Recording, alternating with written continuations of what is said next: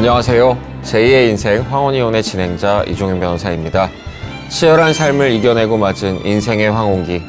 여생의 행복한 동행 대신 이혼을 선택하고 있습니다. 제2의 인생 황혼이혼에서는 황혼의 부부가 왜 이별을 결심하는지, 그 과정에서 겪는 현실적인 문제들은 무엇인지에 대해 다양한 사례를 알아보며 법률 지식을 전해드리겠습니다. 오늘 제가 시청자 여러분들께 소개해드리기 위해 준비한 주제는 바로 가정폭력과 이혼의 법적인 관계입니다. 제가 변호사 생활을 하면서 경험하기에도 황혼이혼을 고민하시는 분들 중 상당수가 가정폭력으로 인해 고통받고 계십니다. 특히 중장년층의 경우 참고 살아야 한다는 인식이 강했던 시대를 살아오셨기 때문에 오랜 기간 폭력을 견디며 살아오신 분들이 많습니다. 제가 이런 질문들을 많이 받습니다. 결혼생활 30년 동안 남편의 폭언과 폭행을 견뎌왔는데 이제는 더 이상 참을 수가 없습니다. 가정폭력이 이혼 사유가 될까요? 아내가 술을 마시면 폭력을 휘두르고 자녀들까지 때립니다. 이런 상황에서 이혼을 청구할 수 있을까요? 물리적 폭력은 없지만 지속적인 욕설과 인격 모독으로 고통받고 있습니다. 정신적 폭력도 이혼 사유가 될 수 있나요? 가정폭력의 증거가 부족한 상황인데 이혼이 가능할까요? 황혼 세대의 가정폭력은 젊은 세대와는 다른 특징을 보입니다. 첫째, 장기간 지속된 폭력이 많습니다. 20년, 30년, 심지어 40년 이상 폭력을 견뎌온 경우가 많습니다. 이 경우 피해자는 학습된 무력감에 빠져 있거나 폭력을 일상으로 받아들이게 된 경우가 많습니다. 둘째, 경제적 종속성이 강합니다. 특히 전업주부로 살아온 여성들의 경우 경제적 독립이 어려워 폭력을 참고 사는 경우가 많습니다. 이는 젊은 세대에 비해 황혼 세대가 이혼을 결정하기에 더 어려워하는 이유이기도 합니다. 셋째, 사회적 시선에 대한 부담도 있습니다. 이 나이에 무슨 이혼이냐, 가정을 지켜야 한다는 사회적 압력과 자녀들의 반대로 인해 폭력을 숨기거나 참는 경우가 많습니다. 넷째, 신체적인 취약성이 있습니다. 나이가 들면서 신체적으로 약해진 상태에서 당하는 폭력은 젊은 시절에 비해서 훨씬 치명적일 수 있습니다. 노년기에 다양한 질환으로 몸이 좋지 않은 상황에서 작은 폭력도 심각한 부상으로 이어지는 경우가 있습니다. 최근 통계를 보면 60대 이상 부부의 이혼율이 꾸준히 증가하고 있습니다. 2021년을 기준으로 전체 이혼 건수 중에 60세 이상이 차지하는 비율이 23%에 달한다고 합니다. 과거에 비해서 거의 2배가량 증가한 수치입니다. 그 중에서도 가정폭력을 이유로 한 이혼이 적지 않은 비중을 차지하고 있습니다. 특히 노년기의 가정폭력은 신체적 폭력뿐만 아니라 경제적인 통제, 정서적 학대 등 다양한 형태를 드러내고 있습니다. 한 조사에 따르면 60대 이상 여성의 이혼 상담 사유 중 가정폭력이 45%로 가장 높은 비율을 차지했다고 합니다. 이는 30대나 40대의 젊은 세대보다 훨씬 높은 수치입니다. 많은 분들이 가정폭력이 있어도 상대방이 이혼을 원하지 않으면 이혼을 할 수 없다고 알고 계시는 경우가 많은데 이는 잘못된 정보입니다. 우리 민법은 배우자의 폭력을 명확한 이혼 사유로 규정하고 있으며 법원도 가정폭력 피해자를 적극적으로 보호하는 방향으로 판결이 내려지고 있습니다. 오늘은 최근 대법원과 하급심 법원의 실제 판결 사례를 통해 어떤 경우에 가정폭력으로 이혼이 가능한지, 그리고 피해자분들이 어떻게 대응해야 하는지에 대해서 구체적으로 알아보겠습니다. 먼저 우리나라의 이혼 제도에 대해서 간단히 설명을 드리겠습니다. 우리나라에는 협의-이혼과 조정-이혼, 재판상-이혼 세 가지 이혼 방법이 있습니다. 협의-이혼과 조정-이혼은 부부가 서로 합의하에 이혼하는 것으로 비교적 간단하게 이혼이 가능합니다. 하지만 배우자가 이혼에 동의하지 않을 때는 재판상 이혼을 통해서만 이혼이 가능합니다. 재판상 이혼은 일방이 법원에 이혼 소송을 제기하여 판사가 이혼 여부를 결정하는 것입니다. 이때 중요한 것은 민법에서 정한 이혼 사유가 있어야 한다는 점입니다. 단순히 성격이 맞지 않는다, 사랑이 식었다라는 이유만으로는 쉽게 이혼을 할 수가 없습니다. 민법 제840조는 재판상 이혼 사유를 다음과 같이 규정하고 있습니다. 첫째, 배우자에게 부정한 행위가 있었을 때. 둘째, 배우자가 악의로 다른 일방을 유기한 때.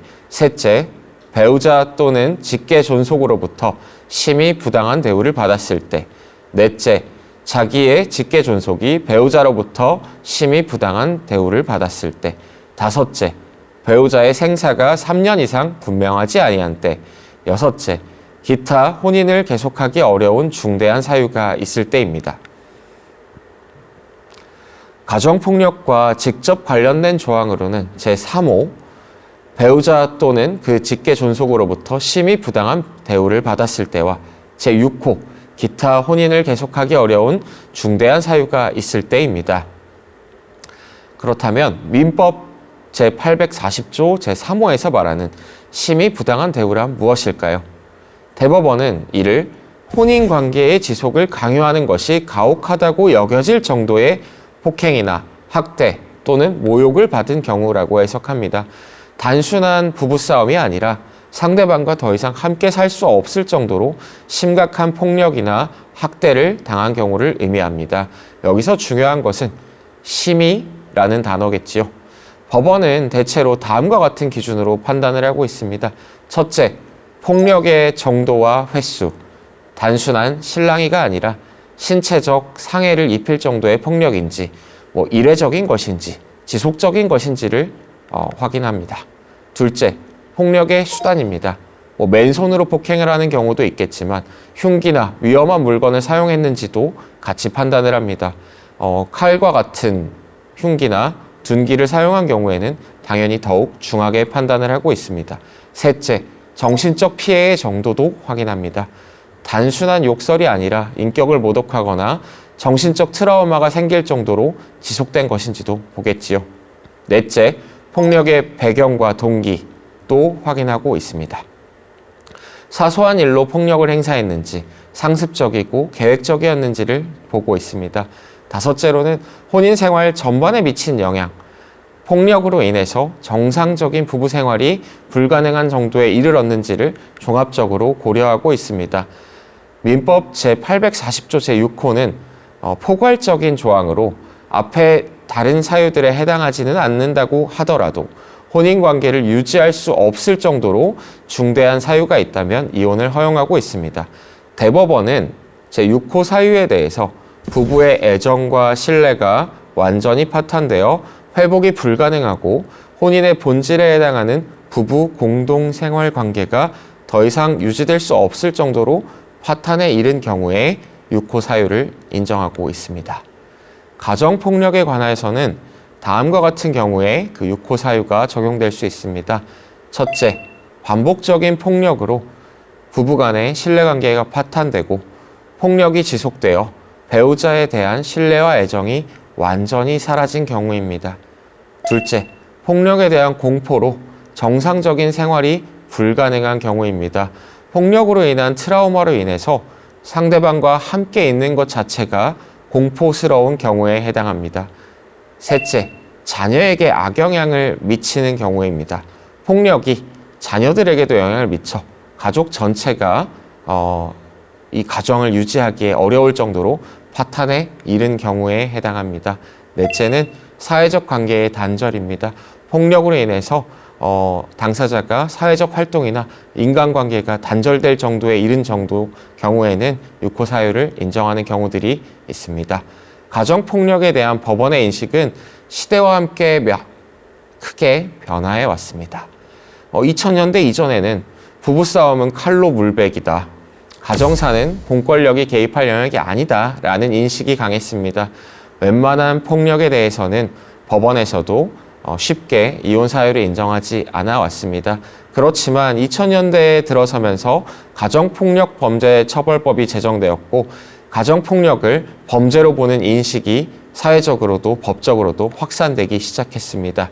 하지만 초창기에는 가족의 화목을 지켜야 한다는 이유로 관대한 판결이 이루어지는 경우들도 많았습니다. 그러나 2010년대 이후 최근에 이르러서는 인권의식의 향상과 함께 가정폭력 피해자 보호를 위한 판결들이 늘어나고 있습니다. 특히 피해자에게도 책임이 있다는 논리를 법원이 명확하게 거부하기 시작했습니다.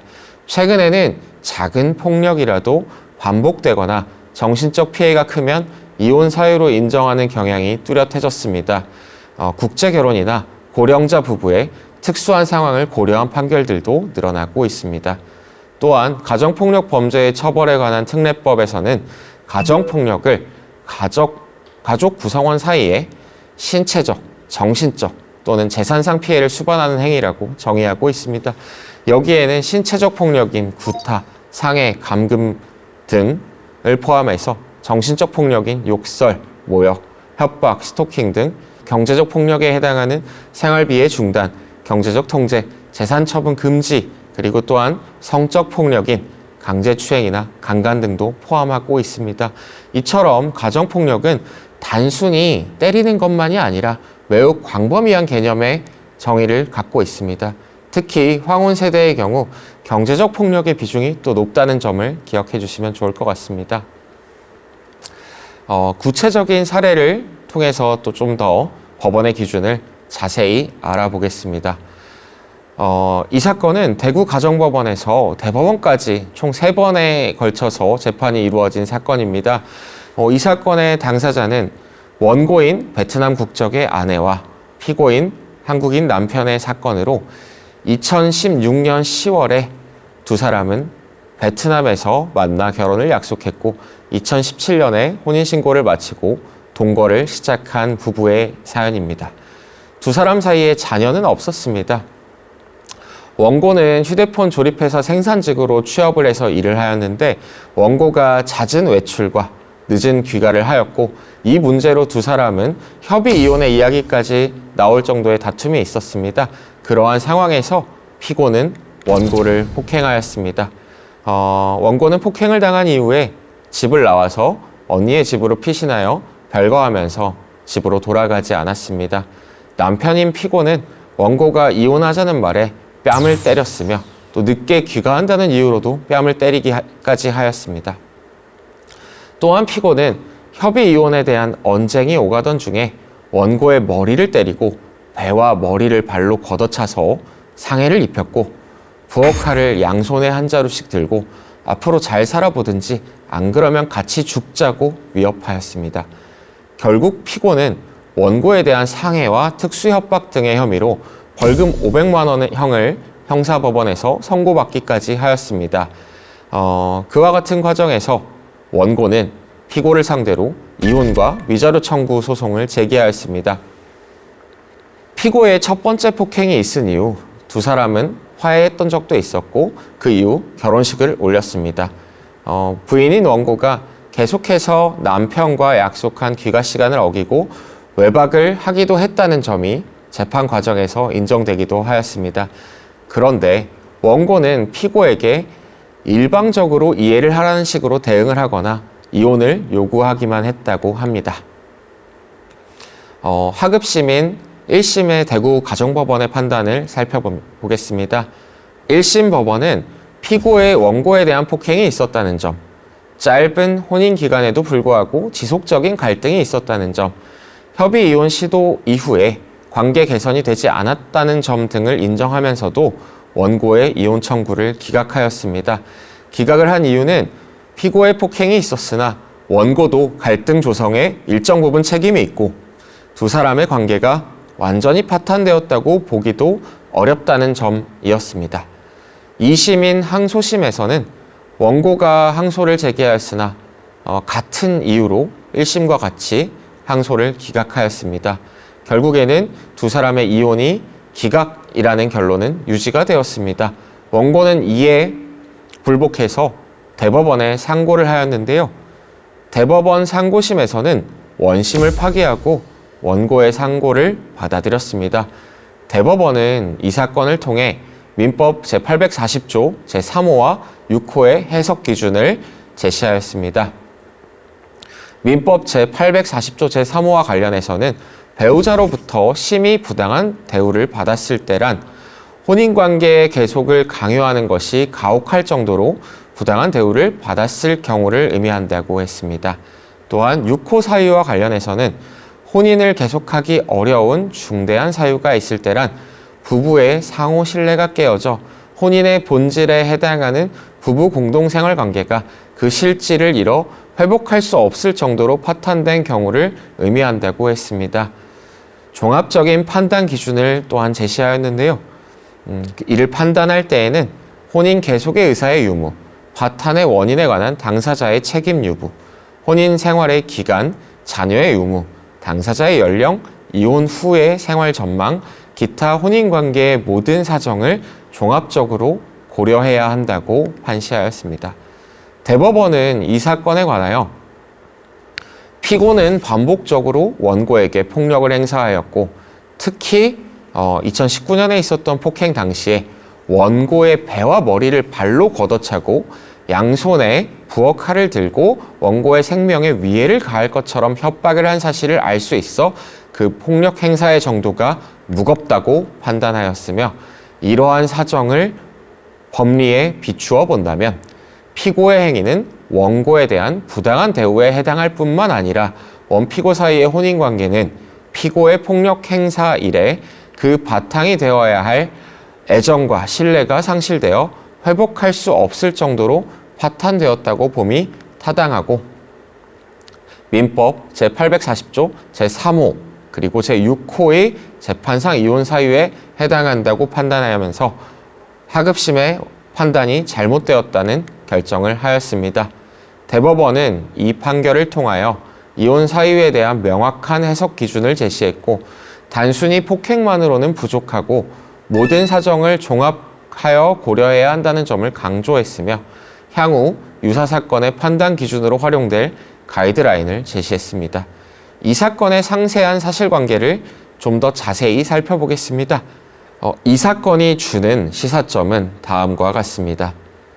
첫째, 신체적 폭력은 강력한 이혼 사유라는 점입니다.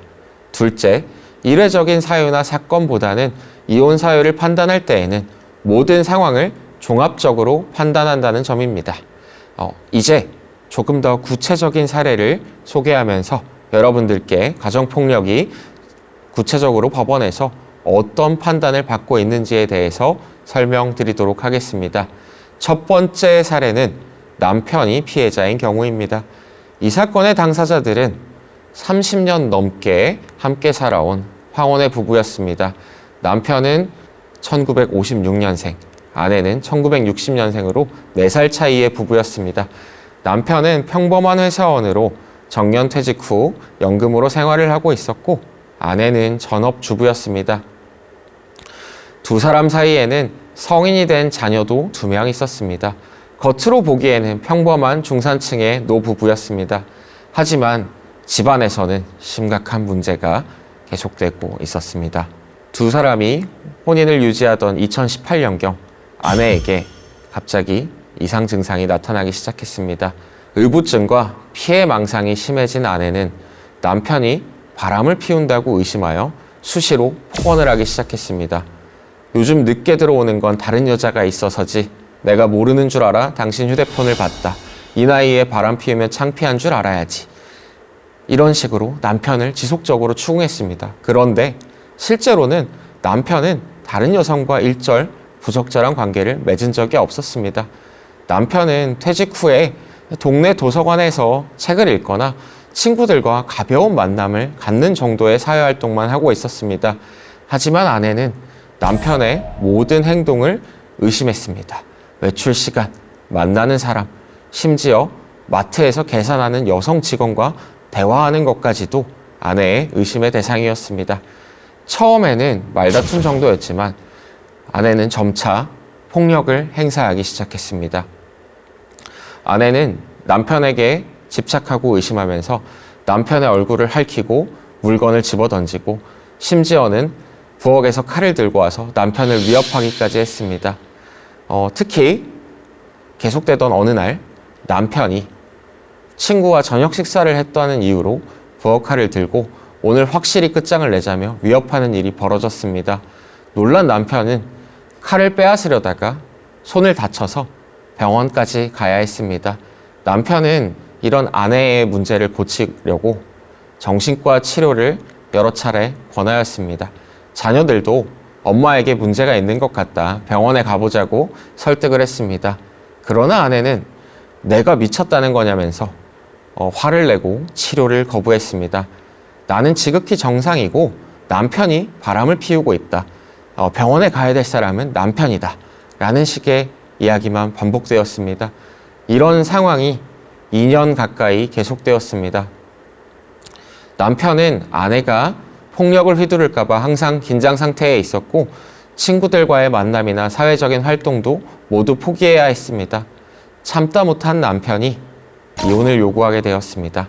더 이상 이런 식으로는 살 수 없다는 판단 하에 두 사람의 미래를 위해서, 남은 여생을 위해서 이혼을 하자고 제안을 했습니다. 하지만 아내는 내가 30년을 함께 살았는데 이제 와서 나를 버리려고 한다면서 절대 이혼을 할 수 없다고 맞섰습니다. 다른 여자를 만나려고 이혼하는 거 아니냐? 내가 잘못한 게 없는데 왜 이혼을 해야 하냐? 난 죽어도 이혼을 안 해주겠다. 라는 입장을 계속해서 내비쳤습니다. 결국 남편은 법원에 이혼 소송을 제기할 수밖에 없었습니다. 이 사건에서 주요 쟁점은 정신적인 문제로 인한 폭력도 이혼 사유가 되는 거였습니다. 아내의 대리인은 아내는 정신적으로 아픈 사람이므로 치료를 받아야 하는 것이다. 정신적으로 아픈 사람을 버리는 것은 부부의 도리가 아니다. 30년 동안 성실히 가정을 지켜온 아내를 일방적으로 버릴 수는 없다. 남편이 조금 더 인내심을 갖고 아내의 치료에 협조해야 한다고 주장했습니다. 반면 남편 측은 정신적인 문제가 있다고 하더라도 폭력은 용납될 수 없다는 입장이었습니다. 아내가 치료를 거부하고 있어서 개선의 가능성 또한 없고 나도 안전하게 살 권리가 있다고 주장했습니다. 이미 두 사람의 부부 관계는 회복이 불가능한 상태라고 주장하였습니다. 법원은 다음과 같이 판단했습니다. 첫째, 정신질환이 아내의 폭력을 정당화할 수 없다는 것이었습니다. 정신적인 문제가 있다고 하더라도 배우자에게 가한 폭력과 상해는 명백한 이혼 사유입니다. 둘째, 치료 거부로 인해서 개선 가능성이 없다는 점에 주목하였습니다. 아내가 지속적으로 치료를 거부하고 있어 앞으로도 개선 가능성이 없다고 판단하였습니다. 오히려 시간이 지날수록 부부관계가 더 악화될 우려가 있다고 판단하였습니다. 셋째, 피해자 보호를 우선해야 한다고 판단하였습니다. 남편인 원고가 폭력의 위험에 계속 노출된 채 살아가도록 강요할 수는 없고 남편의 안전과 인권이 우선되어야 한다고 판단하였습니다. 넷째, 혼인관계의 파탄을 인정하였습니다.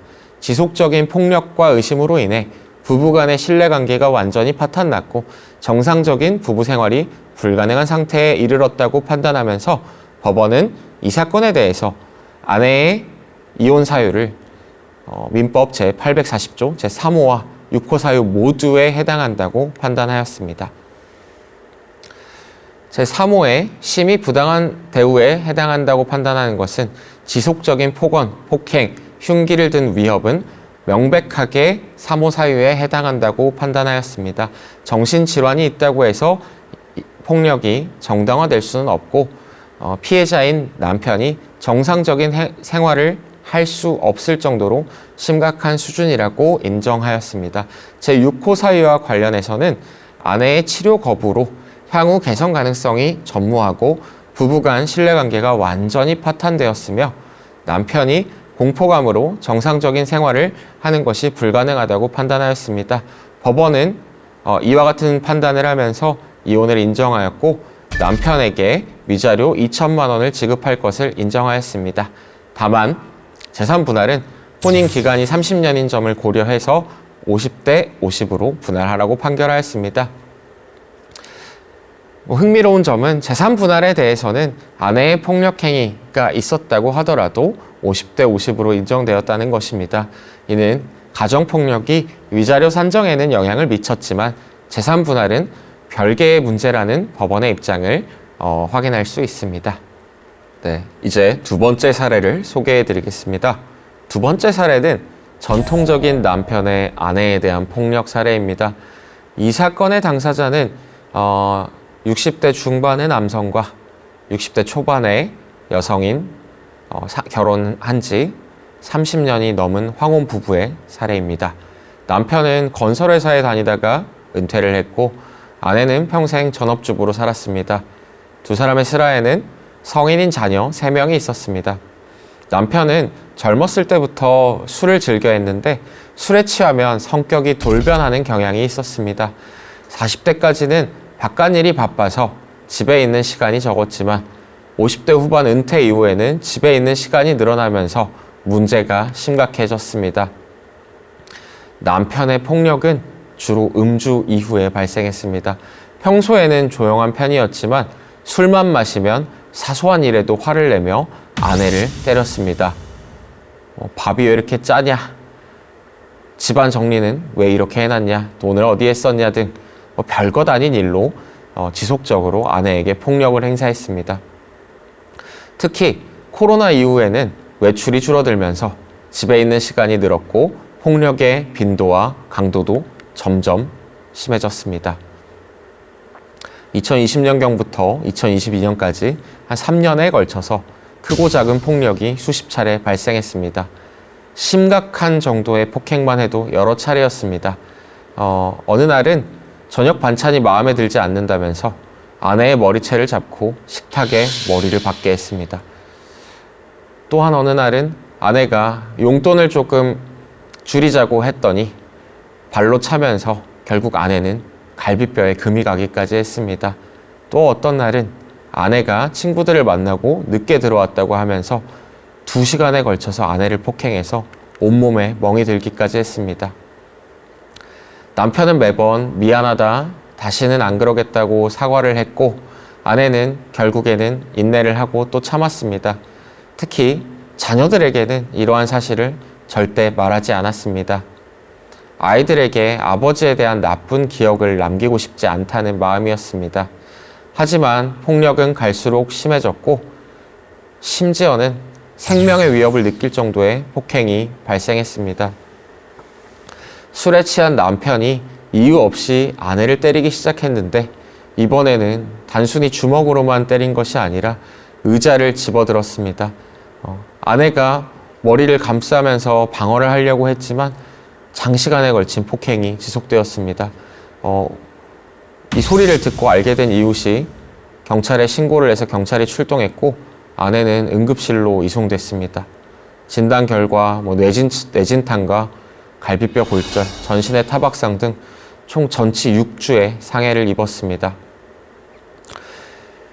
이 일이 있었을 때 이제 자녀들도 처음으로 어머니가 당하고 있는 폭행에 대해서 알게 되었습니다. 자녀들은 왜 진작 말하지 않았느냐며 어머니에게 이혼을 적극적으로 권하고 지지했습니다. 특히 큰딸은 어머니가 더 이상 폭력에 시달리는 것을 볼 수 없다.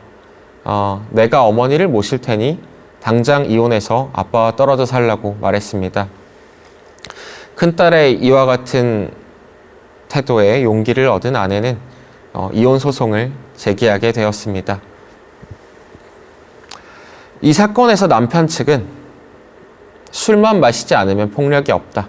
내가 금주를 하겠다고 약속하겠다. 내가 30년 넘게 가정을 책임지면서 살아왔다.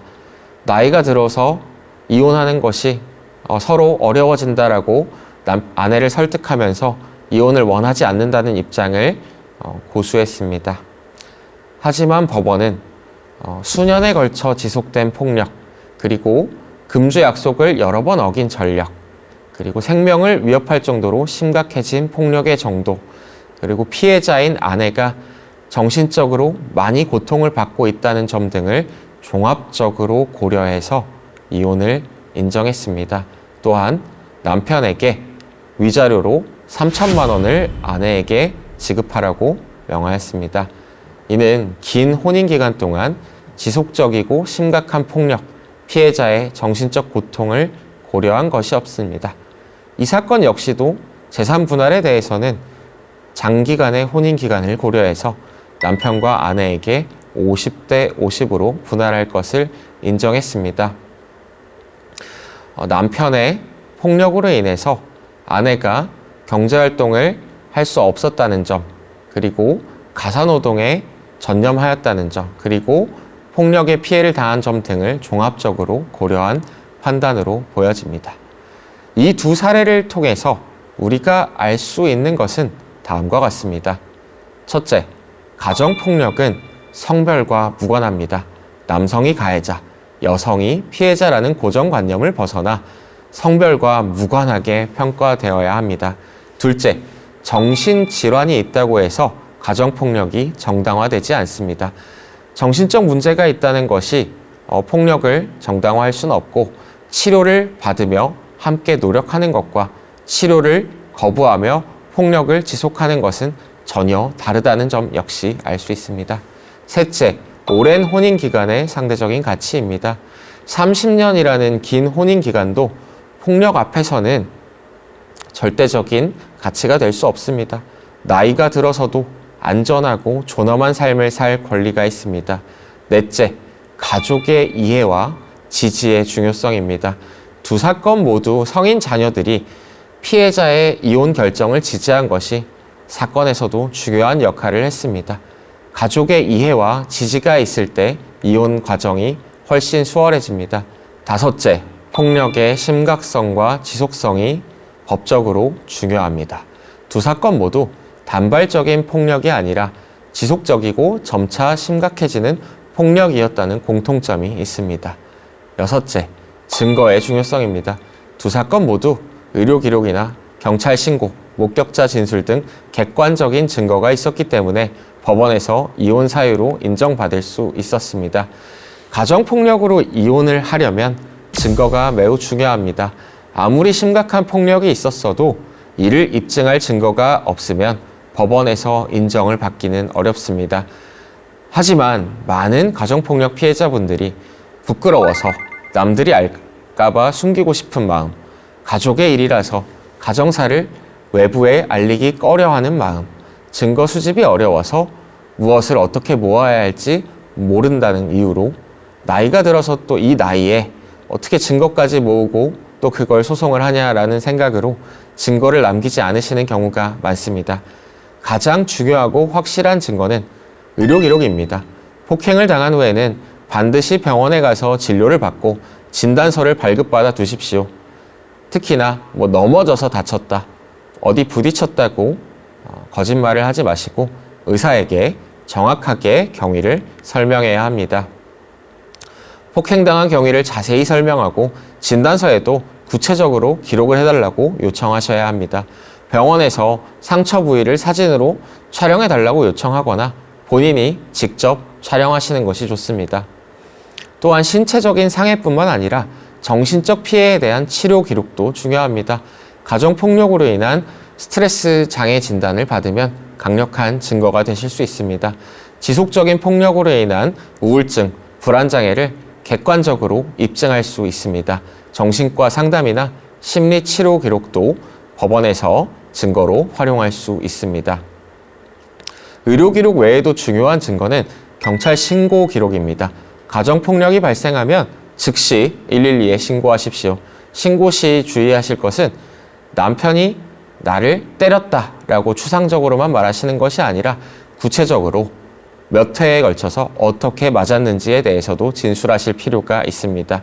또한 당시 현장 사진을 촬영하거나 증거를 수집해 두십시오. 경찰에서 진술하실 때는 사실과 다른 내용이 없는지도 꼼꼼히 확인하셔야 합니다. 경찰이 출동해서 작성한 보고서 역시 법원에서 중요한 증거가 되고 있습니다. 또한 이웃이나 가족의 진술도 가능하면 경찰에 남겨두시는 것이 좋습니다. 중요한 것은 배우자의 형사처벌을 원하지 않더라도 신고 기록을 남겨두셔야 한다는 것입니다. 가족이니까 처벌은 원하지 않는다고 하더라도 신고 기록 자체가 폭력 사실을 입증하는 중요한 증거가 됩니다. 나중에 이혼을 하실 때 매우 유용하게 활용될 수 있습니다. 다음으로는 시각적인 증거가 있습니다. 폭행으로 인한 상처를 사진으로 촬영해 두십시오. 다양한 각도에서 촬영을 하시는 것이 좋고 사진에 날짜와 시간이 표시되도록 촬영을 해두시는 것이 더욱 좋습니다. 또한 그 상처 부위를 명확하게 알기 위해서는 뭐 동전을 옆에 대놓고 촬영을 하시던지 자를 놓고 상처 부위가 어느 정도 크기인지를 알 수 있게 촬영을 하시면 좋습니다. 그리고 폭력이 일어난 현장, 또 부서진 물건들도 촬영해 두시면 좋습니다.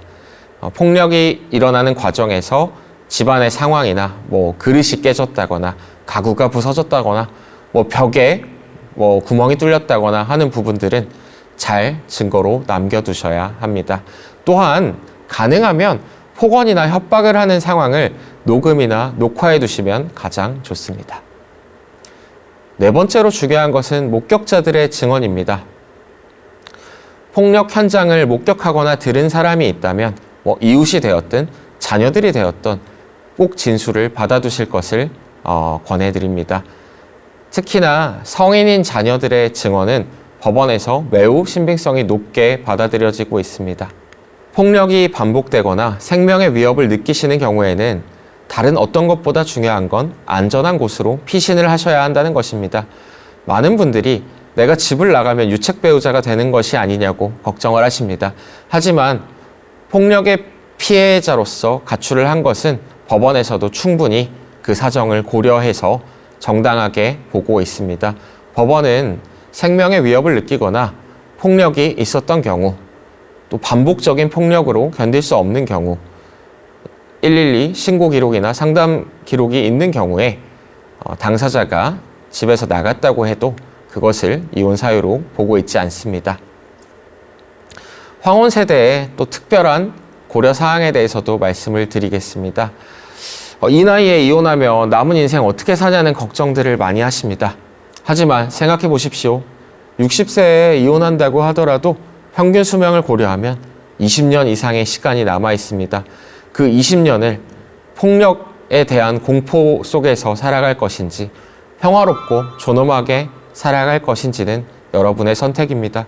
실제로 황혼 이혼 후 새로운 삶을 시작한 분들의 이야기를 들어보면 대부분 왜 진작 결정을 하지 못했을까 하고 후회하시는 분들이 많습니다.